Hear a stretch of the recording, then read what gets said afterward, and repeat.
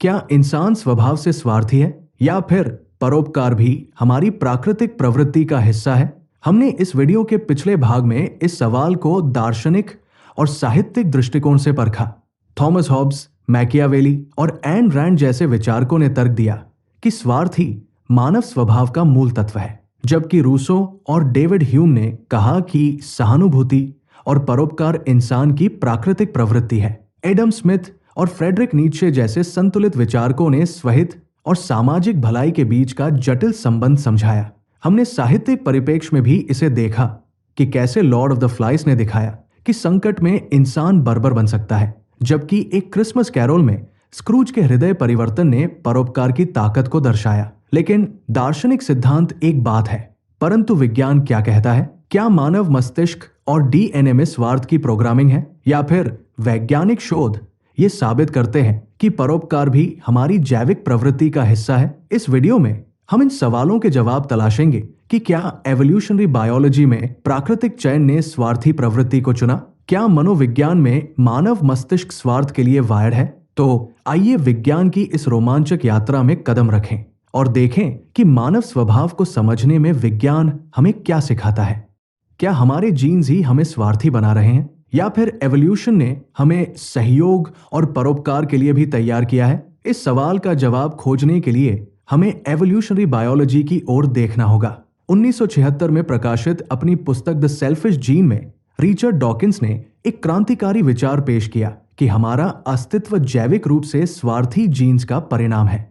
Dawkins का तर्क था कि जीवित प्राणियों का मुख्य उद्देश्य अपने जीन्स को अगली पीढ़ी में पहुंचाना है। इस प्रक्रिया में स्वार्थी व्यवहार लाभकारी साबित होता है, जैसे शेर अपने बच्चों को बचाने के लिए दूसरे शावकों को मार सकता है।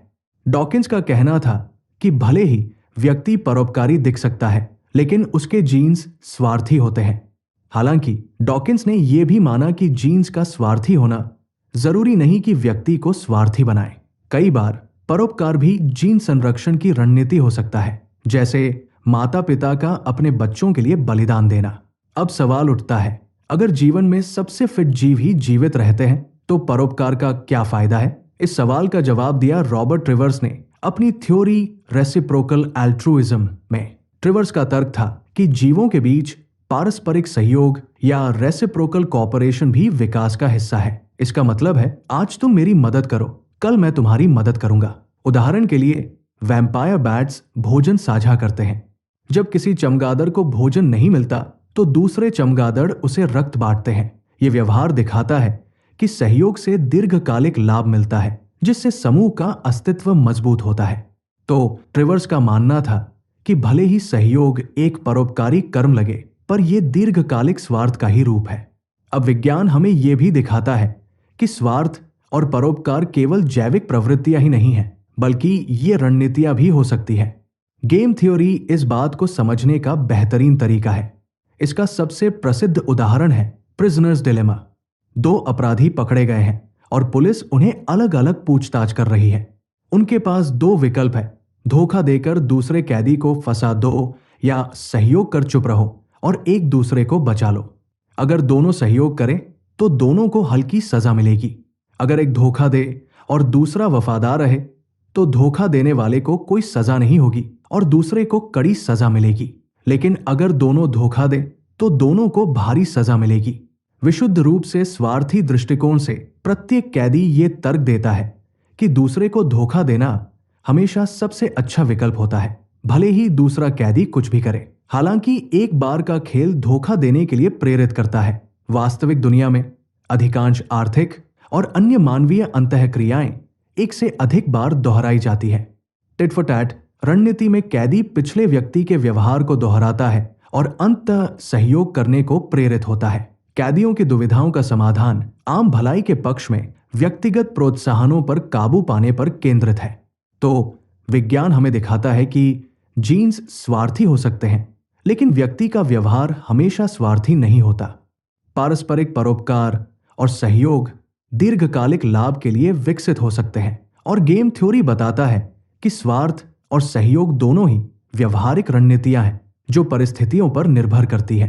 अब सवाल ये उठता है कि मनोविज्ञान क्या कहता है? क्या इंसान की स्वार्थी प्रवृत्ति सत्ता, आदेश या परिस्थिति के कारण उभरती है, या फिर हम स्वाभाविक रूप से परोपकारी हैं, भले ही परिस्थितियां विपरीत क्यों न हो? इन सवालों का जवाब हमें मनोविज्ञान के सबसे चौंकाने वाले प्रयोगों में मिलता है। आइए कुछ प्रसिद्ध प्रयोगों पर नजर डालते हैं जो ये दिखाते हैं कि हमारा व्यवहार परिस्थितियों और प्रभाव में कैसे बदलता है। 1961 में स्टैनली मिलग्राम ने प्रयोग किया, जिसका उद्देश्य ये समझना था कि आम लोग द्वितीय विश्व युद्ध जैसी घटनाओं में कैसे शामिल हो सकते हैं और आम लोग अधिकारियों के आदेश पर कितनी हद तक अनैतिक कार्य कर सकते हैं। इस प्रयोग में एक अधिकारी था जो खुद प्रयोगकर्ता भी था। इसके अतिरिक्त एक प्रतिभागी जो कि प्रयोग में एक शिक्षक है, एक छात्र को शब्द याद करवाना था। प्रयोग में भाग लेने वाला छात्र एक अभिनेता था, पर शिक्षक को यह नहीं बताया गया। गलती होने पर, अधिकारी के कहने पर, शिक्षक छात्र को इलेक्ट्रिक शॉक देगा। झटके की तीव्रता 15 वोल्ट से शुरू होकर 450 वोल्ट तक जा सकती थी। इसमें छात्र अभिनेता जानबूझकर गलतियां करता और दर्द का नाटक करता। जब प्रतिभागी शिक्षक को आदेश दिया गया तो 65% लोगों ने 450 वोल्ट तक का झटका देने को मंजूर किया, भले ही वे जानते थे कि इससे छात्र को गंभीर नुकसान हो सकता है। कई प्रतिभागी तनावग्रस्त हुए, लेकिन अधिकारी के दबाव में वे नहीं रुके। ये प्रयोग ओबीडियंस और अधिकार के प्रभाव को समझने में मदद करता है। इससे पता चलता है कि नाजी जर्मनी जैसी घटनाएं कैसे संभव थी, जहां सामान्य सैनिकों ने भी अत्याचार किए।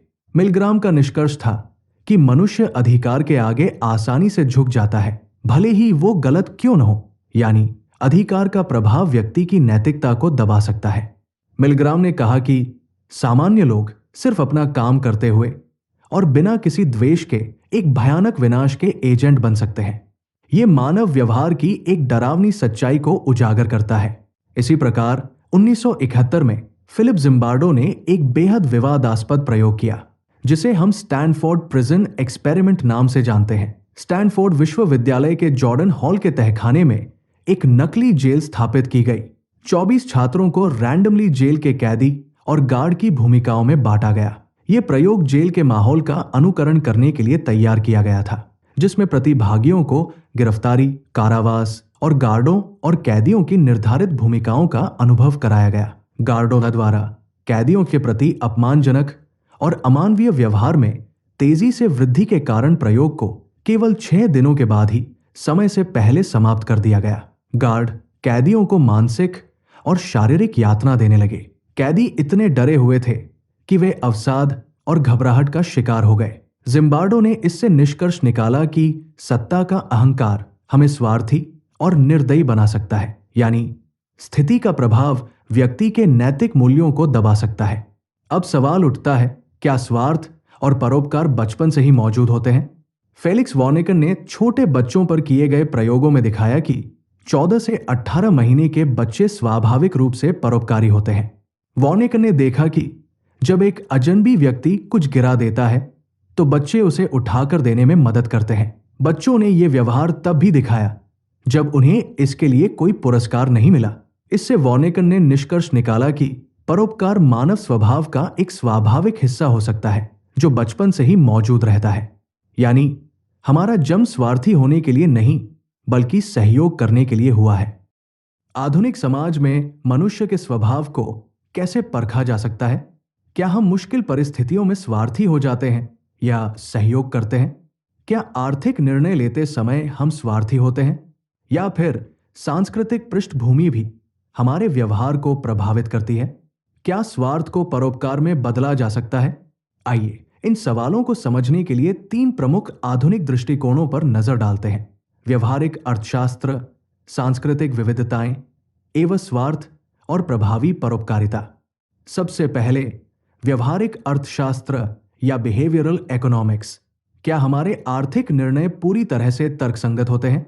डैनियल कानेमन ने इस सवाल का जवाब बिहेवियरल इकोनॉमिक्स में दिया। उनके शोध में पाया गया कि इंसान अक्सर भावनाओं और पूर्वाग्रहों या बियासेस के आधार पर निर्णय लेता है, न कि तर्क के आधार पर। उदाहरण के लिए, जब लोग निवेश करते हैं तो वे अक्सर लालच या डर से प्रेरित होते हैं, न कि तर्कसंगत लाभहानि के आकलन से। फिर आती है कल्चरल डिफरेंसेस या सांस्कृतिक विविधता और स्वार्थ? क्या स्वार्थ या परोपकार सिर्फ व्यक्तिगत पसंद होती है या फिर सांस्कृतिक पृष्ठभूमि भी इसे प्रभावित करती है? शोध में पाया गया कि पश्चिमी समाज अधिक व्यक्तिवादी होते हैं। यहां व्यक्तिगत सफलता को प्राथमिकता दी जाती है। ऐसे समाजों में प्रतिस्पर्धा और आत्मनिर्भरता को बढ़ावा दिया जाता है। इसके विपरीत आदिवासी या कम्युनल सोसाइटीज अधिक सहयोगपूर्ण होते हैं।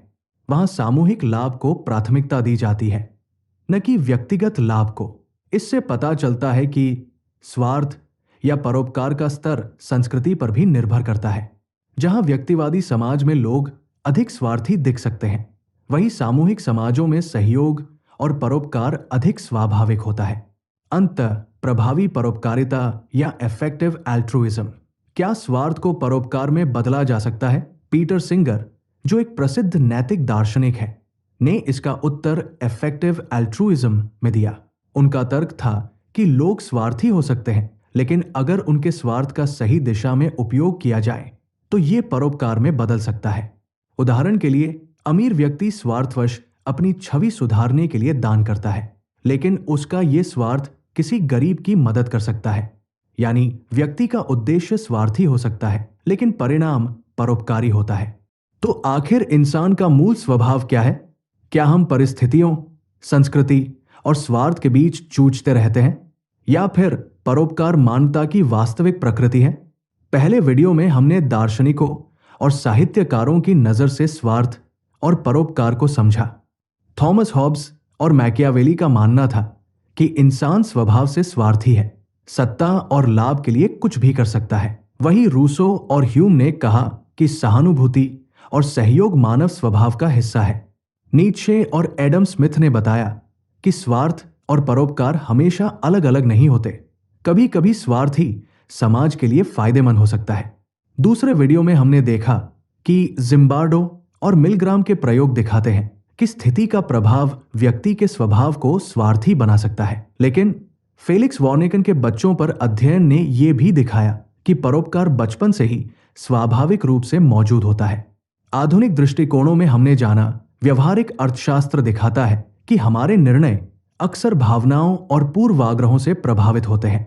वे हमेशा स्वार्थी या तर्कसंगत नहीं होते। सांस्कृतिक विविधता ये दर्शाती है कि सामूहिक समाज अधिक परोपकारी होते हैं, जबकि व्यक्तिवादी समाज अधिक स्वार्थी दिखते हैं। और पीटर सिंगर की प्रभावी परोपकारिता ये बताती है कि स्वार्थ को परोपकार में बदला जा सकता है, अगर उसे सही दिशा दी जाए। तो इन सभी विचारों, प्रयोगों और शोध के आधार पर हम क्या निष्कर्ष निकाल सकते हैं? सच्चाई यह है कि इंसान पूर्णतः स्वार्थी या परोपकारी नहीं है। हमारा स्वभाव अक्सर परिस्थितियों, सामाजिक प्रभावों और सांस्कृतिक मूल्यों पर निर्भर करता है। तनाव, सत्ता और आदेश हमें स्वार्थी बना सकते हैं, जबकि सहानुभूति, नैतिकता और सांस्कृतिक मूल्य हमें परोपकारी बनने के लिए प्रेरित कर सकते हैं। शायद इंसान में स्वार्थ और परोपकार दोनों ही प्राकृतिक रूप से मौजूद है।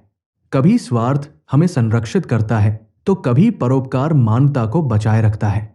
आप क्या सोचते हैं? कमेंट सेक्शन में अपनी राय जरूर बताइए। अगर आपको यह वीडियो पसंद आया हो तो लाइक करें, शेयर करें और चैनल को सब्सक्राइब करें, ताकि हम आपको और भी रोचक और विचारशील वीडियो ला सकें। धन्यवाद।